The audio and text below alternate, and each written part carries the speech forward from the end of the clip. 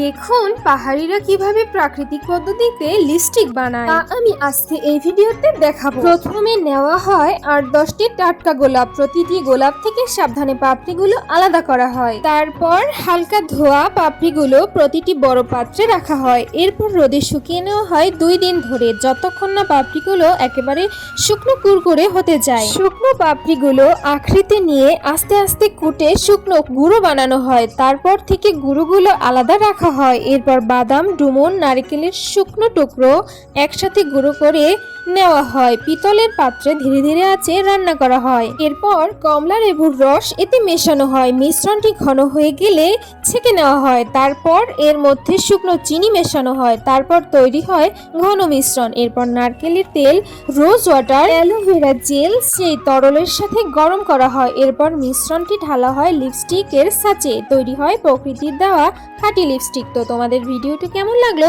অবশ্যই আমার OMG চ্যানেলটি সাবস্ক্রাইব করে বলবে।